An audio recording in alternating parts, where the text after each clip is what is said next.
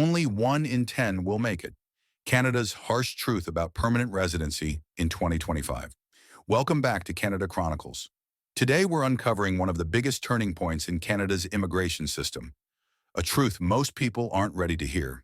The path from temporary resident to permanent resident is narrowing fast, and in 2025, the competition has become tougher than ever. We'll break down the real numbers behind the shrinking PR targets, why so many international students and workers are finding themselves stuck in limbo, and what these new government changes truly mean for your future in Canada. And here's where it gets even more revealing. Later in this video, we'll expose secrets they're not telling you, the hidden gatekeepers to PR in Canada. These are the quiet forces shaping who actually gets approved and who's left waiting in the dark. So if you're serious about understanding how Canada's immigration system really works and what you can do to protect your future, watch until the very end. Don't forget to subscribe and turn on notifications so you never miss an update from Canada Chronicles. Let's get started. The quiet problem. Too many temps. Too few permanent doors. For decades, Canada built its immigration system on a promise. Arrive as a student or worker, and if you follow the rules, you can eventually become a permanent resident. But that promise is rapidly changing. The Immigration, Refugees, and Citizenship Canada's 2025 to 2027 Immigration Levels Plan has redrawn the roadmap. For 2025, the federal government has lowered the target for new permanent residents to 395,000, a sharp drop from earlier projections of over 500,000 per year. At the same time, the government has capped new temporary residents, including students and workers, at 673,650. This shift means there are millions of temporary permit holders already in Canada competing for a limited number of PR spots. Even more striking, the government has stated that over 40% of all new PR admissions in 2025 will come from people already in Canada. In short, the door is still open, but the line is longer, and it's moving slower. The dream of a simple study, work, and stay pathway is now facing unprecedented barriers. Why the numbers signal trouble? Let's look at the facts. Canada's population of non-permanent residents, made up of students, temporary foreign workers, and others, is now over 3 million. Compare that to just 395,000 PR slots, and you begin to see the imbalance. The federal government also plans to reduce the share of temporary residents to 5% of Canada's total population by the end of 2026. That's a massive shift toward limiting temporary pathways while prioritizing stability and selectivity. It's a clear signal that Canada's immigration system is moving from expansion to control. The focus is no longer on bringing in as many people as possible. It's on managing who stays. The pipeline myth. Why study, work, stay doesn't work like before.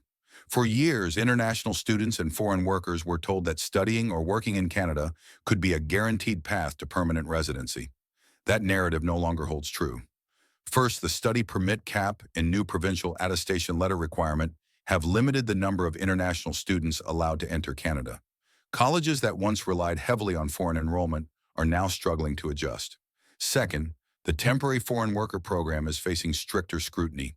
The government has introduced hiring moratoriums in regions with high unemployment and increased inspections of employers.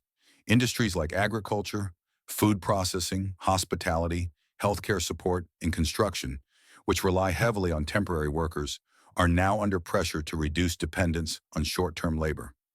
Third, even if you're already in Canada, permanent residency is no longer guaranteed.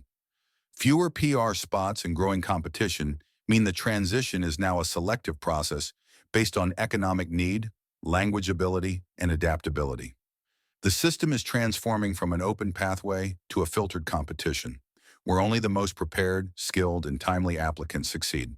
The Canadian perspective. Why frustration is growing. From the viewpoint of many Canadian citizens, the immigration system has reached a breaking point. The country continues to welcome newcomers, but the pace and volume have strained housing, healthcare, and infrastructure. Public concern is growing that temporary residents are filling jobs without long-term security while driving up demand for limited housing. Many Canadians now believe that the system has tilted too far towards short-term permits instead of stable, long-term settlement. Meanwhile, thousands of temporary residents already living in Canada find themselves in limbo, working, studying, and contributing, yet uncertain if they'll ever be allowed to stay permanently. For citizens, this creates frustration. For immigrants, it creates fear. Both sides see a system that feels unbalanced. Students in limbo.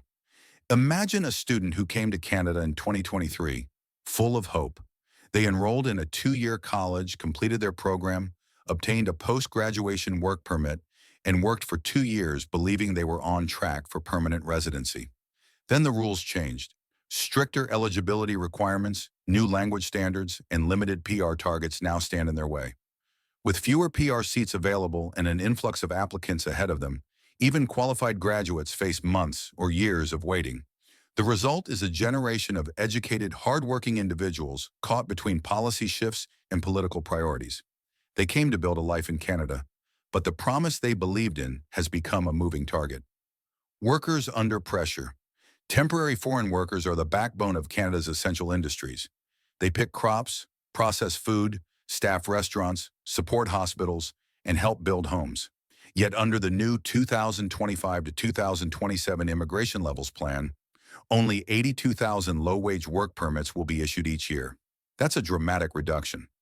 Many employers in these industries now face tighter labor restrictions, while workers face fewer opportunities to renew permits or transition to permanent residency. Even if a worker manages to get a permit, the path to PR is uncertain.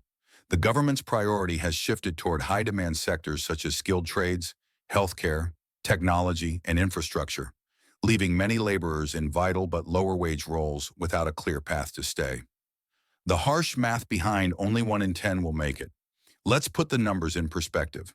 Out of more than 3 million temporary residents in Canada, only about 395,000 PR spots exist in 2025. That means even with optimistic assumptions, roughly 1 in 10 temporary residents will successfully transition to permanent residency. While this isn't an official statistic, it captures the new reality. The odds are stacked against most applicants.